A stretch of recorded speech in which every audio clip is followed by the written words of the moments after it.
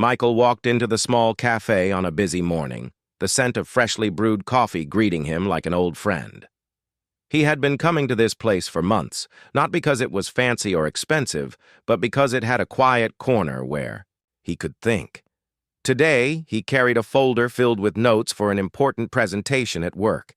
His mind was focused on the ideas he wanted to communicate, the slides he wanted to show, and the key points he needed to remember.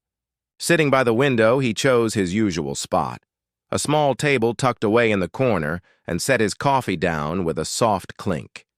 He liked the rhythm of the cafe, the low hum of conversation, the occasional laughter, and the gentle whir of the espresso machine made it easy for him to focus. Today, however, something felt different. The usual calmness he expected was interrupted by a sudden burst of energy at the entrance. A woman entered, and her presence immediately commanded attention. She moved quickly, with confidence and purpose, scanning the room as if she were searching for someone, or maybe something. Clara was her name, though Michael didn't know that yet. She had a reputation among people who frequented the area. Sharp-tongued, outspoken, and unafraid to speak what was on her mind, no matter how harsh it sounded. Today, however, her mood seemed particularly fiery. She was dressed smartly, her jacket perfectly fitted, her hair done neatly, and her eyes sharp, scanning the room. Her gaze fell on Michael almost immediately, and she approached without hesitation. At first, Michael thought she might be asking for a seat or some help. He looked up from his notes and smiled politely. "Can I help you?" he asked, expecting a normal conversation. But the smile was met with a cold stare, and then words came, fast and cutting. Clara began to speak in a tone that was neither friendly nor polite. She made a comment about the way he was sitting, then about the way he looked, and soon she was questioning everything about him, his clothes, his hairstyle, even the way he held his pen. Michael was taken aback.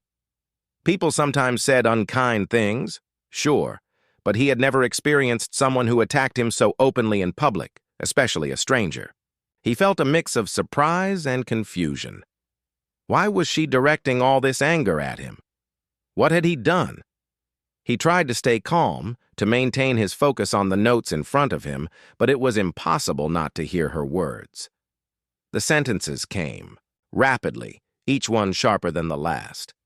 Despite the intensity of her words, Michael did not respond. He realized that reacting might only escalate the situation. He had learned over the years that not every insult required a reply, not every attack deserved a defense.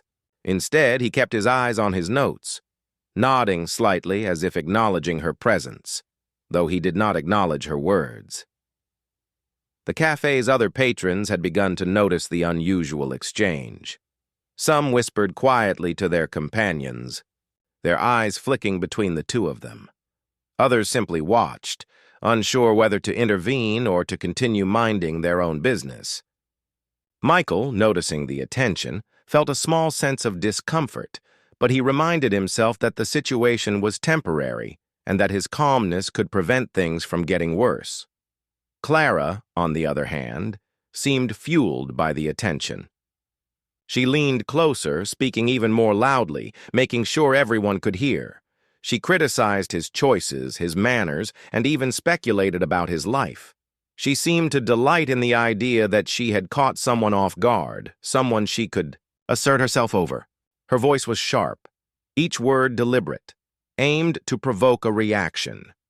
Yet Michael remained still. He did not flinch. He did not argue.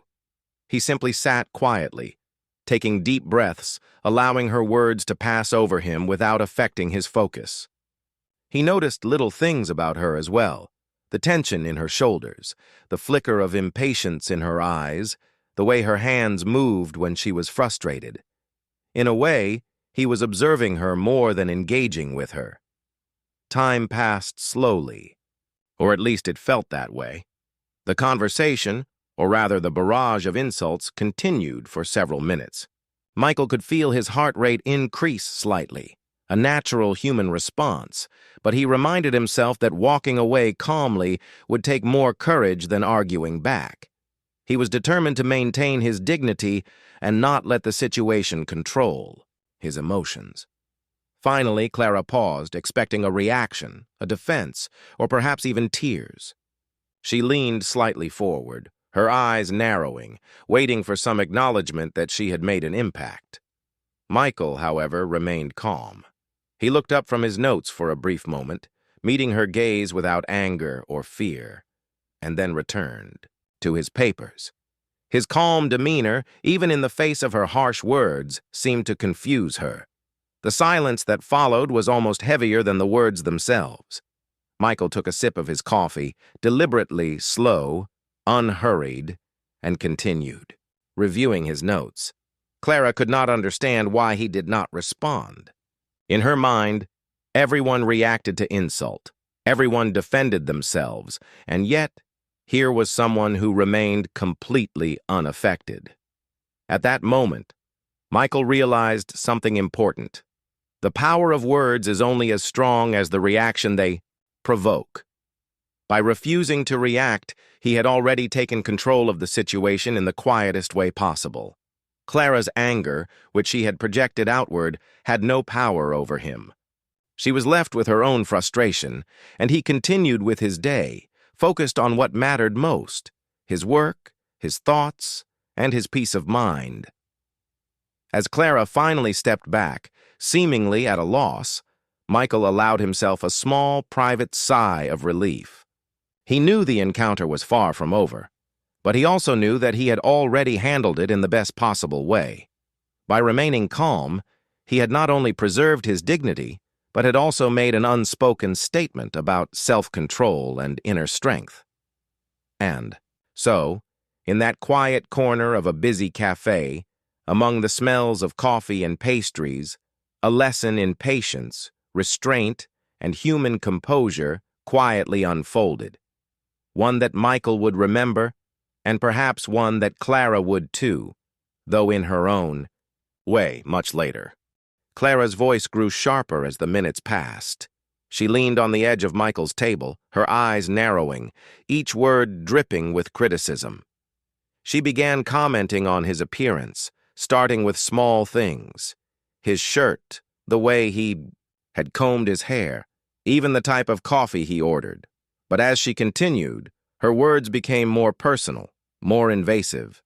She mocked the way he held himself, questioned his intelligence, and even hinted that he must be socially awkward. Michael did not respond. He simply listened, taking occasional notes in his folder, as if she were nothing more than background noise. In a way, he was curious about her behavior. People rarely spoke so openly to strangers without some reason, and yet there was no hidden meaning behind her words. They were not playful or teasing. Clara's remarks were purely intended to provoke, to see if she could get a reaction out of him. Other patrons in the cafe were starting to notice. Some whispered quietly to their friends, eyes darting between the two of them. A few glanced at the staff, hoping someone might intervene, but the employees seemed unsure. Michael had never been the type to draw attention, and yet here he was, the focus of a storm he had done nothing to create. Clara noticed the attention, too. She seemed to feed on it, her voice growing louder, her gestures sharper. She leaned closer to him, her face inches from his, and continued to criticize him. "You look like you don't care about anything," she said, her tone low but cutting. "Do you even know how ridiculous you seem sitting here alone?" Michael, calm as ever, looked at her briefly. There was no fear, no anger, no trace of offense in his eyes. He simply tilted his head slightly and returned to his notes. To him, engaging with her would only give her the power she was seeking. He understood that sometimes silence is stronger than words. Clara paused for a moment, clearly frustrated by his lack of reaction.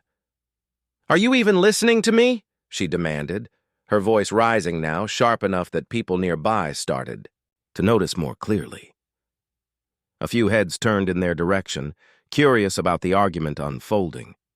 Some of the patrons had their phones out, unsure if they should record or just watch.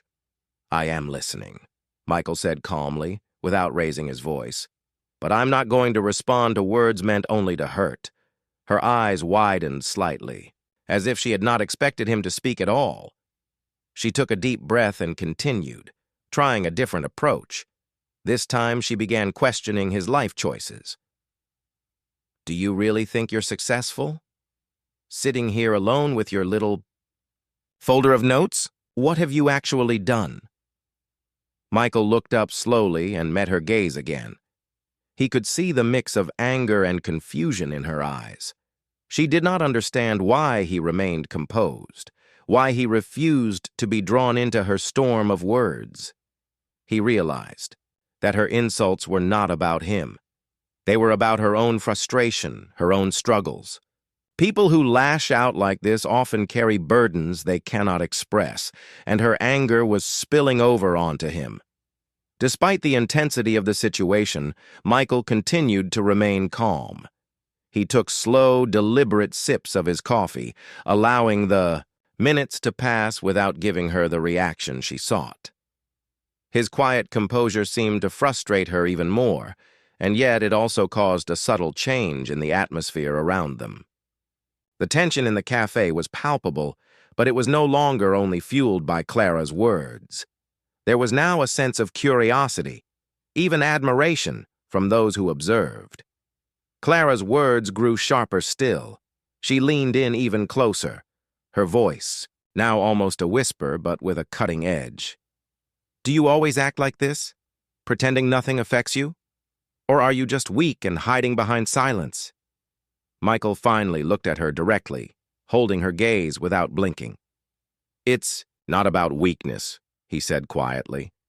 "It's about choosing not to let words control me." For a moment, Clara seemed taken aback. She opened her mouth to speak, then closed it again, unsure of how to respond. Her friends, who had been hovering nearby, tried to pull her away. "Come on, Clara, it's not worth it," one of them said softly. But she resisted. She needed to prove her point, or at least she thought she did. Michael, noticing their subtle attempts, understood that this situation could either escalate or end peacefully. He chose the path that required more strength. He stayed calm, refusing to let anger dictate his actions. He continued reviewing his notes, making slight corrections with his pen, entirely unbothered by her verbal attacks. Time seemed to stretch, longer than usual. Clara continued, her words now mixing frustration with disbelief. "You really think sitting there quietly makes you better than me?" she asked, almost incredulously. "Yes," Michael replied, still calm. "It shows self-control. It shows respect for myself and for others, and it shows that I will not waste my energy on anger or conflict." Clara froze for a moment, her anger colliding with confusion. She had never met someone who responded to insults this way. Most people argue, defend themselves, or lash out in return. Michael's composure was disarming. It made her realize, perhaps for the first time, that words alone cannot hurt someone who refuses to be hurt. Around them, the cafe had returned to a quiet hum. Some patrons whispered about the situation, marveling at Michael's calmness. Others watched in silence, realizing that something unusual was happening. One person's restraint was having a powerful effect, not through confrontation, but through patience and calm. Clara's frustration grew, but it was now mixed with curiosity. She leaned back slightly, her arms crossed, watching him in silence. Michael continued to sip his coffee, reviewing his notes, completely unaffected by her words. He understood that she needed this moment to vent, to express whatever inner tension she carried. And he also understood that he had the power to end the situation at any time, not through retaliation, but through the quiet choice to walk away. And so the encounter continued, not as a battle, but as a quiet demonstration of patience and restraint. Michael's calm presence contrasted sharply with Clara's fiery words, highlighting a lesson about human interaction. Sometimes strength is shown not through force or argument, but through silence, composure, and the choice to rise above conflict. By the time the tension had reached its peak, it was clear that this moment would be remembered, not for the insults, but for the quiet dignity of the man who refused to fight back. Michael knew that how he responded in this situation would influence not only himself but also those around him, silently teaching a lesson about the power of patience and emotional intelligence. Clara's frustration had reached a new level. Her insults had grown sharper and more personal over the last few minutes, yet Michael remained calm, composed, and entirely unaffected. He was like a still lake in the middle of a storm, unmoving and steady, reflecting clarity rather than anger. She had expected a reaction by now, some kind of response that would prove to her that her words had power. But there was nothing, nothing at all. Michael looked up from his notes again, briefly meeting her gaze.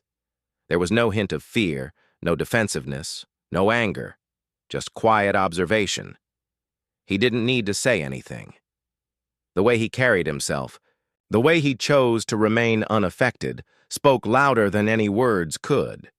Clara's confidence wavered slightly as she realized her plan wasn't working. She had assumed that most people would react emotionally, would lash out, or at least try to defend themselves. Michael was different. "Why don't you say something?" she demanded, leaning forward slightly, her voice low but forceful. "Aren't you going to defend yourself? Aren't you going to tell me off?" Michael's expression remained calm. "There's nothing to defend," he said softly. "Your words reflect your own feelings, not mine. I don't need to react to them. They have no power over me unless I give it to them." For a moment, Clara froze. She hadn't expected this. The calmness, the clarity, the self-control. It was all so different from anything she had encountered. Her words, which had once carried weight and impact, now seemed empty. She leaned back slightly, crossing her arms and narrowing her eyes. Her voice grew quieter, though the sharpness did not fade completely. "You're unusual," she said, almost as if she were trying to figure him out. "Most people aren't like you. Most people get angry, fight back, or at least respond. But you just sit there, quiet, calm. It's strange." Michael smiled faintly, not condescendingly, but with a quiet reassurance. "Calmness is a choice," he said. "It's not about being unusual. It's about understanding what matters and what doesn't. Words like these don't matter to me. They matter to the person saying them, not to the person listening." Clara's confusion grew. She had spent the last several minutes pouring out her frustration, expecting some kind of conflict, and instead found herself facing a man who refused to play the game she had intended. Her body tensed, then relaxed slightly, as if realizing that her anger could not reach him. She shifted her weight, pacing slightly beside the table, searching for the right words to regain control of the situation. Around them, the cafe had become silent in some corners. Patrons were watching intently, curious about how this unusual encounter would unfold. Some were whispering quietly, commenting on Michael's patience. "He's not even reacting," one said softly. "How does he stay so calm?" Michael noticed the attention, but did not let it distract him. He kept his focus on his notes, making small adjustments here and there, occasionally glancing at his coffee cup as if nothing unusual were happening. His calm demeanor had a quiet power, and even Clara's friends seemed affected by it. They exchanged uncertain glances, realizing that their attempts to intervene might not be necessary. Clara's voice rose again, though less forceful this time. "So, you just sit there ignoring everything I say? Do you think that makes you better than me?" Michael looked up slowly, meeting her gaze without judgment. "It's not about being better," he said gently. "It's about choosing how to react. You are free to express your frustration, but I am free to not let it affect me. That's all." Her anger flickered with confusion. She had expected defensiveness, a fight, or at least some form of emotional reaction. Instead, she saw calmness, restraint, and quiet confidence. For the first time in the confrontation, she hesitated. Her words, which had been sharp and pointed, began to lose their sting. Michael, sensing the moment, continued in his calm voice. "Sometimes people speak harshly because of things they carry inside: stress, frustration, or pain. I understand that. That's why I'm not upset. Your words say more about how you feel than about me." Clara's eyes widened slightly. She had never considered that perspective. Her anger, which had been aimed at provoking him, suddenly seemed less important. She felt a strange mix of frustration and self-awareness, realizing that her own feelings were driving her behavior more than the situation itself. The silence stretched between them, not awkwardly, but with a kind of quiet understanding. Michael remained seated, continuing to review his notes, calm and composed. Clara shifted uncomfortably, realizing that the confrontation had lost its momentum. Her friends gently tried to guide her away again, but she resisted, still curious, about how he could remain unaffected. Finally, Clara leaned back and spoke softly, almost as if she were talking to herself. "I don't get it. Why aren't you angry? Why aren't you saying anything?" Michael looked up, his calm expression unchanged. "Because anger doesn't solve anything," he said.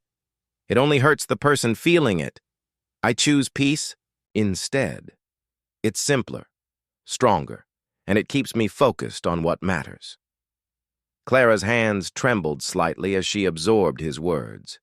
She had spent so long thinking that confrontation and argument were the ways to assert power, to prove oneself. Now she realized that there was a different kind of strength, quiet, calm, and self-controlled. Michael took one last sip of his coffee, gently closing his folder. He had prepared for his presentation, but now he had also witnessed a lesson in human behavior firsthand. Sometimes the greatest power is not in words or anger, but in silence, composure, and the decision to rise above conflict. Clara, standing beside him, finally seemed to pause. Her anger had faded slightly, replaced by curiosity, frustration, and a hint of admiration. She had expected a fight, but instead she faced a man who chose not to fight at all.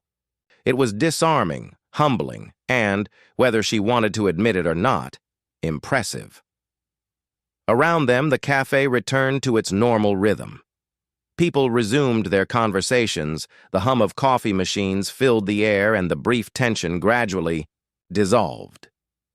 But the encounter between Clara and Michael left an impression, a quiet reminder that strength often comes from restraint, patience, and the ability to remain calm in the face of hostility. In that moment, Michael understood something deeply. He didn't need to prove himself through argument or confrontation. By remaining calm, he had demonstrated a power far greater than words could express. And Clara, whether she realized it yet or not, had been shown that sometimes silence and dignity speak louder than anger and insults ever could. The tension in the cafe had reached its peak, and yet Michael remained calm. Clara's sharp words and constant criticisms had not affected him in the slightest. He had listened carefully, understood her frustration, and had chosen not to let it disturb his peace. Now he realized it was time to take the next step, not to argue, not to defend himself, but to show that true strength sometimes lies in walking away. He slowly closed his folder, gently placing it on the table. He picked up his coffee cup, taking one last calm sip. The sound of the liquid clinking against the cup's edge seemed louder in the quiet cafe, as if marking the moment of decision. Michael's movements were deliberate, measured, and entirely unhurried. There was no hurry, no panic, no rush. Every motion spoke of someone who knew exactly what he was doing and why. Clara, standing beside him, noticed the shift immediately. She expected him to finally respond, to finally defend himself. But instead, he was preparing to leave. Her confusion grew. "Wait," she said, her voice sharp but unsure. "Are you just going to leave? After everything I said?" Michael looked at her calmly. "Yes," he said simply. "I am leaving because continuing this conversation won't accomplish anything. I have no need to argue or prove myself. Walking away is the stronger choice." Her eyes widened, disbelief flickering across her face. She had spent so much energy trying to provoke him, and now he was choosing to walk away, completely unbothered. It was not the reaction she had anticipated. She had assumed he would retaliate, that he would argue back, or at least show some sign of offense. But nothing happened. Nothing at all. Michael stood up slowly, straightening his posture. He picked up his bag and slung it over his shoulder. Every movement was calm, precise, and deliberate. There was no rush, no haste, no sign of anger or frustration. He was simply walking away, leaving the situation behind with dignity intact. Around them, the cafe patrons watched in silence. Some whispered softly to each other, amazed by the quiet power of the man who refused to be drawn into conflict. Others simply returned to their conversations, realizing that the confrontation had already ended, not through argument, but through calmness and restraint. Clara's voice trembled slightly as she called out, "Don't you want to say something? Anything at all?" Michael paused at the doorway, turning slightly to meet her gaze one last time. His eyes were calm, steady, and full of understanding. "I have said everything I needed to say," he replied quietly. "Walking away doesn't mean weakness. It means I choose peace over conflict. That is all." For a moment, Clara seemed frozen. She had never encountered someone who could remain so composed, so confident, and so unaffected by her words. Her anger, which had been the driving force behind her confrontation, suddenly felt small and insignificant. She realized, perhaps for the first time, that her own frustration had given her the illusion of power. In reality, it had been Michael's calmness that held the real strength. As he stepped out of the cafe, Michael felt a quiet sense of relief. He had handled the situation exactly as he had intended. He had not allowed anger to control him, had not reacted impulsively, and had not let another person's frustration disturb his peace of mind. Each step he took was measured, deliberate, and purposeful. The street outside was busy, filled with people moving in every direction, yet he felt centered, grounded, and calm. Clara remained inside the cafe, watching him go. Her hands rested on the edge of the counter, her face a mixture of frustration, disbelief, and something she didn't fully recognize, curiosity. She had expected a confrontation, an argument, or at least some form of emotional response. Instead, she had been met with silence, composure, and ultimately, departure. It was a strange feeling, one she had never experienced before. Michael walked down the street slowly, reflecting on the encounter. He thought not about revenge or anger, but about the choices he had made. He had chosen calmness over conflict, peace over argument, and dignity over retaliation. Each decision had required self-control, patience, and awareness of what truly mattered. He understood that the power of walking away was not about leaving a situation unfinished. It was about refusing to allow negativity to take root in his mind or heart. As he continued down the busy sidewalk, Michael noticed the world around him, the sounds of traffic, the laughter of children in a nearby park, the chatter of people walking with friends. Life continued, unaffected by the moment that had passed in the cafe. He felt a quiet sense of connection with the rhythm of the city, understanding that his choice to remain calm and walk away had allowed him to continue his day without carrying unnecessary tension or negativity. Meanwhile, back in the cafe, Clara remained standing for a moment longer. Her friends gently touched her arm, encouraging her to sit down. "It's over," one said softly. "He's gone. There's nothing more to do." She nodded slowly, still staring at the doorway where Michael had disappeared. For the first time, she felt a twinge of self-reflection.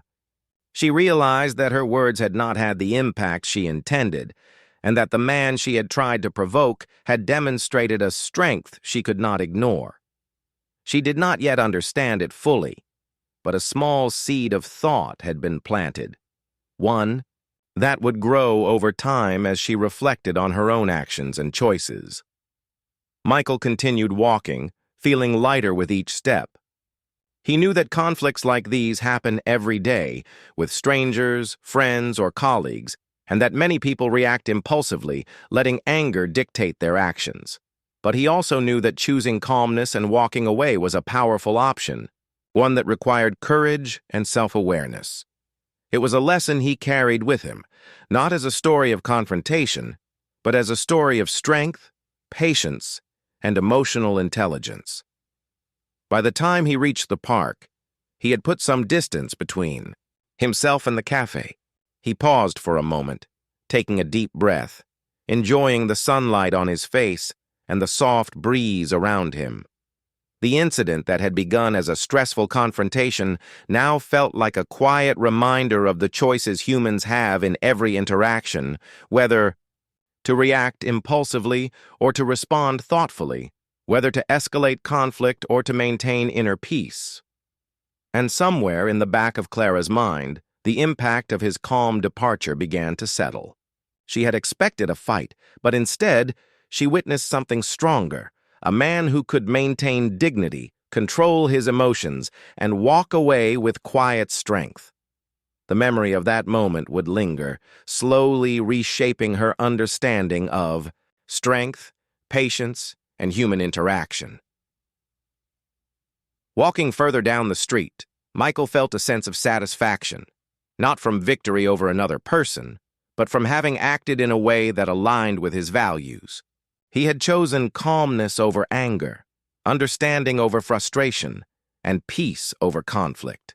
And in that choice, he found a quiet power far greater than any argument or confrontation could provide. Days passed after the cafe incident, but the memory of that morning lingered in both Michael's and Clara's minds. For Michael, the encounter was a reminder of the importance of self-control and calmness. He often reflected on the moment, thinking about how simple it was to act with dignity even in the face of harsh words. To him, the lesson was clear. Anger rarely solves anything, and sometimes the most powerful response is silence and composure. He shared the story quietly with a few close friends, not to boast, but to illustrate the value of choosing peace over conflict. He explained how he had noticed Clara's frustration, understood that her harsh words reflected her own struggles, and had deliberately chosen not to let her words affect him. His friends listened, impressed by his calmness and thoughtfulness. They began discussing how often people respond impulsively, letting anger guide their actions, and how rare it was to see someone act with such restraint. Michael's story became an example for them, a quiet lesson in patience and emotional intelligence. Clara, on the other hand, found herself thinking about Michael constantly, though she would never admit it aloud. The encounter had unsettled her, in a way that was both frustrating and enlightening. She had expected a reaction, anger, argument, or at least some sign that her words had power. Instead, she had been met with calmness, composure, and ultimately, departure. It left her wondering about her own behavior, the way she approached people, and the role that anger played in her life. Over the next few days, she reflected on the incident repeatedly. She remembered the way Michael had looked at her, not with anger or judgment, but with quiet understanding. His calm demeanor had challenged her expectations, and forced her to reconsider her approach to conflict. For the first time, she realized that her words, though sharp and pointed, had not affected him at all. That realization was both humbling and eye-opening. Clara began to notice other situations in her daily life where she allowed frustration or anger to dictate her actions. She remembered arguments with friends, disagreements at work, and even moments with family where she had reacted too quickly, letting emotions control her behavior. Michael's calmness became a quiet standard in her mind, a benchmark for how she could handle situations differently in the future. Michael, meanwhile, continued with his life as usual. He focused on work, on friends, and on his daily routines. But the cafe incident had strengthened his belief in the value of patience, observation, and thoughtful action. He realized that confrontations could happen anywhere, on the street, in a cafe, or even at work. But how he chose to respond could make all the difference. Each time he recalled that morning, he felt a quiet satisfaction in knowing that he had acted in accordance with his values, rather than allowing the situation to dictate his emotions. Clara began to change gradually. It wasn't an immediate transformation, but small shifts appeared in her behavior. She started taking a moment before responding in tense situations, considering whether her words were necessary or helpful. She noticed that patience and calmness often produced better results than anger or aggression. And though she would never forget the frustration she had felt that morning, she also remembered the impact of Michael's quiet strength. Months later, she reflected on the incident with a sense of gratitude, though she would not express it to Michael directly. She realized that his calmness had taught her something important: the ability to choose how to respond, the value of restraint, and the power of walking away when conflict serves no purpose. That lesson stayed with her, influencing her interactions with colleagues, friends, and even strangers. She became more thoughtful, more self-aware, and more capable of handling difficult situations without letting anger take control. For Michael, the incident remained a quiet testament to the effectiveness of restraint and dignity. He often thought about Clara's words, not with resentment, but with understanding. He realized that anger often comes from misunderstanding, frustration, or personal struggles, and that responding with calmness can be more powerful than any argument. The cafe incident became a personal reminder that composure, patience, and self-control are not signs of weakness, but of strength. One day, while walking through a busy part of the city, Michael noticed a young woman arguing loudly with a stranger in a small cafe. He paused for a moment, recognizing the pattern from his own experience. Instead of intervening, he watched quietly, thinking about how he might handle a similar situation. The memory of that morning, of calmness in the face of insult, guided his thoughts. He understood that each person must choose their response, and that sometimes walking away with dignity is the most powerful action of all. Clara, on her part, had grown into a more reflective person. She noticed when she felt irritation building and took a breath before speaking. She thought about the way Michael had handled the situation, how he had listened, understood, and remained unaffected, and tried to emulate that patience in her own life. Slowly, she became someone who could handle conflict without escalating it, someone who could observe, reflect, and respond thoughtfully rather than react impulsively. Over time, the story of that morning became a quiet turning point. In both their lives, Michael had acted in accordance with his values, showing that restraint and calmness could triumph over anger and provocation. Clara had learned that strength is not in words or insults, but in understanding, patience, and the ability to walk away when necessary. The encounter, brief as it was, had left a lasting impact on them both, a lesson in human interaction, emotional intelligence, and the quiet power of dignity. In the end, neither Michael nor Clara needed to speak about the incident again. Memory lingered silently, shaping their actions and decisions in subtle but meaningful ways. Michael continued his life with the quiet confidence of someone who knows that composure is more powerful than confrontation. Clara moved forward with a new awareness, carrying the lesson of that calm man who refused to fight back, yet left a stronger impression than any argument could have. The cafe incident became, in their own minds, a story not of conflict or victory, but of understanding, restraint, and the human capacity to choose peace over anger. It was a reminder that strength is often quiet, that composure can be transformative, and that sometimes walking away is the bravest and wisest choice one can make. And so, life continued, shaped by a single encounter in a quiet corner of a busy cafe. A moment when patience, calmness, and dignity triumphed over anger, leaving lessons for both the one who spoke and the one who listened.